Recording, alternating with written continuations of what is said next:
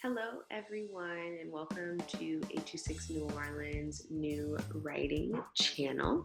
My name is Miss Kelsey, and I'm the program manager at 826 New Orleans. For those of you that don't know me, and I run the after-school program for first through fourth graders and the Young Writers Council for high school students. So today, I first just want to start by acknowledging that this is a very scary time and very difficult and potentially confusing for some of you. And I want to acknowledge that and just say that it's okay. And it's also okay if you're feeling okay right now.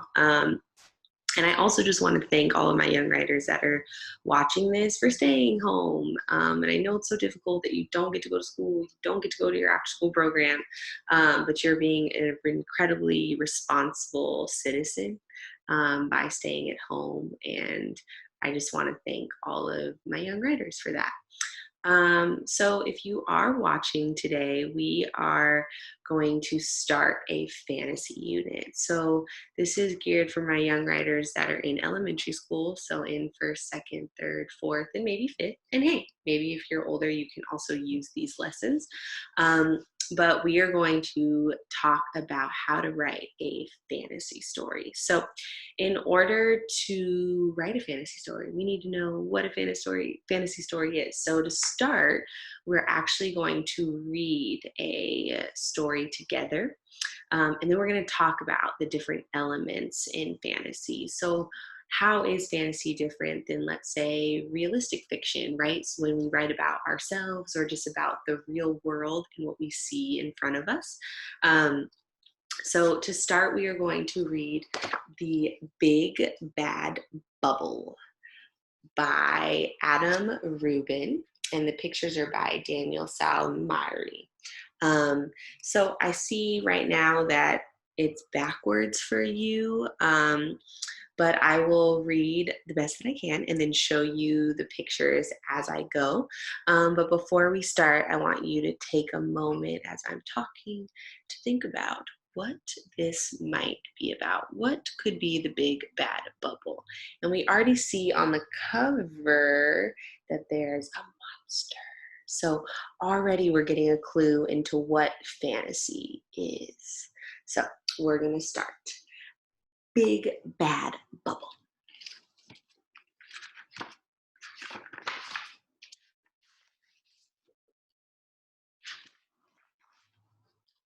Ooh, should she pop the bubble?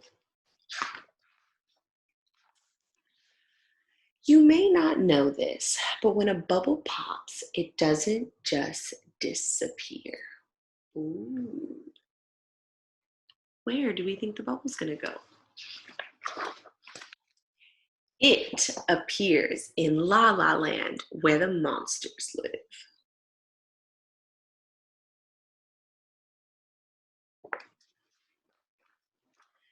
For some reason, all the big scary monsters are terrified of bubbles. Fruitful, why are you running away? Yerbert, what's the matter? Wampus, stop crying. Tell Wampus to stop crying.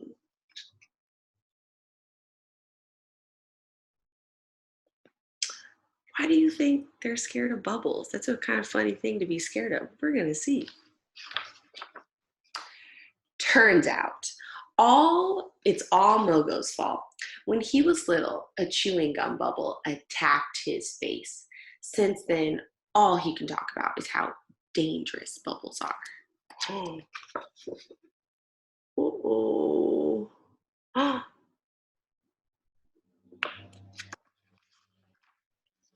Bubbles are sneaky.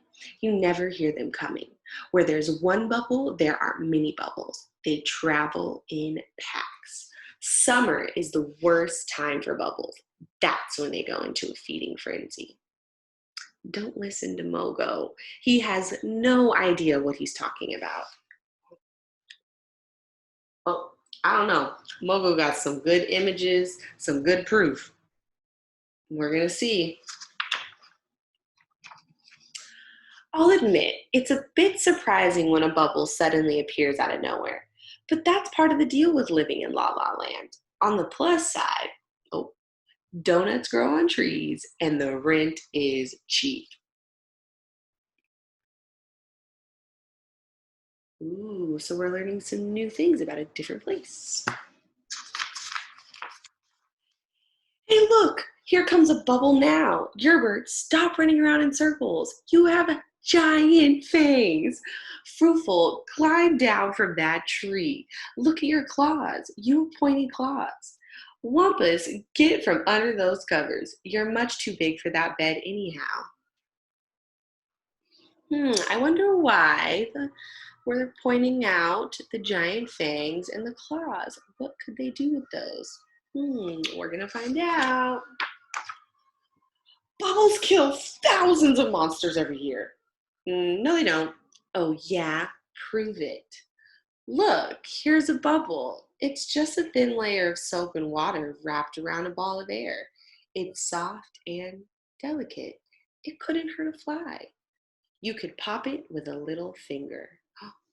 Oh, I think we found a solution to our problem.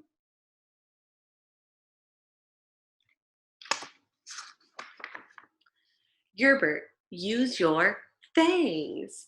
Fruitful, use your claws. Pop, pop, pop, pop, pop. Wampus, don't be scared. It's just a teeny tiny, oh wait, that's kind of a big one. He's a goner. Quiet, Mogo. Go on, Wampus. You can do it. Tell Wampus he can do it.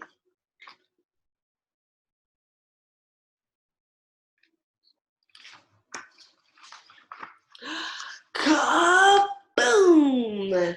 See, Mogo doesn't know what he's talking about. There's no reason to be afraid.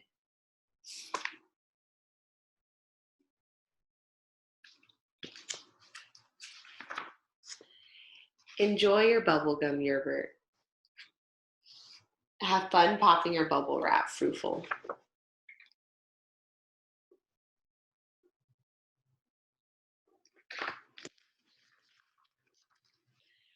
Oh boy, that is a big bath of bubbles, Wampus. Tell Wampus to save some water for the fish. Splash!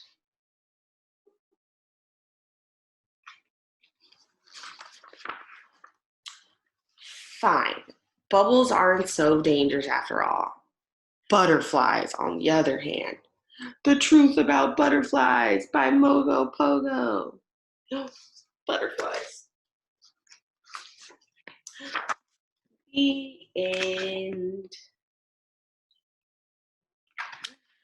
So, now that we have read a fantasy book, we are going to talk about what it means to write a fantasy story and what fantasy stories are. So, now I'm going to share something. Give me a second.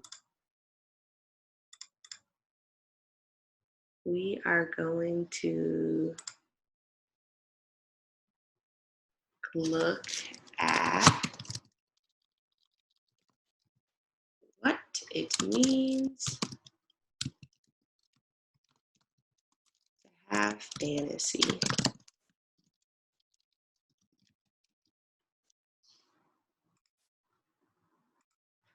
Let's see.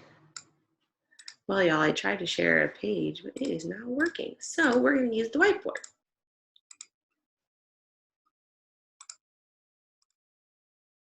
So right here, we are going to talk about the elements. We are going to type it because Miss Kelsey cannot draw with a mouse.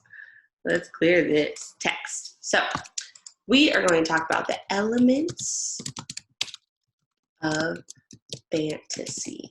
So think right now to yourself, what was different than when you just read a realistic book? So something I saw is that there were monsters. So elements of fantasy, we can have a lot of different creatures and characters. For example, right, we had monsters. We can maybe have fairies. We could have, what else? We could have talking. I'm looking at plants right now. Talking plants. We could have witches. We could have so many different things. So the possibilities are endless. So I'm going to say endless possibilities. And a really big thing. So right before we went, we all had to start staying at home. I remember one of the students in our after school program said, it's just using your imagination. So it's really using your imagination. And another person followed up and said, you could write about your dreams. So we're going to write using your and put it in all capitals, imagination. And you could write about your dreams. I remember somebody said you could have talking dinosaurs, right? So another big thing, I put talking plants. We're just going to say talking animals and things. So maybe your furniture talks at night, right? It's totally up to you. Another big part of fantasy is that it can exist in a whole new world, or it can exist here. So we can say it can exist in a whole new world. For example, our Big Bad Bubbles was where? It was in La La Land, where the monsters lived. But we could also write a story right here in our real life, right? I know when I grew up, I used to believe in garden fairies. So, I still think they exist. Like, I have plants right here, and I'm pretty sure at night fairies end up keeping them alive because I don't know how they live. So you get to just use your imagination and totally make up things. So it can exist in a whole new world, or it can exist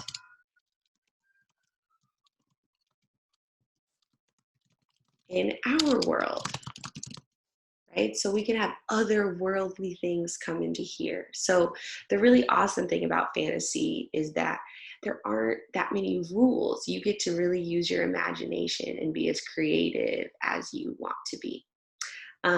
So today, that is just the start of our lesson, is just really learning about fantasy and reading a mentor text, right? A text that helps us with the writing we want to do, to learn about it. So the next lesson, we're going to talk about some planning and some really magical, fantastical words.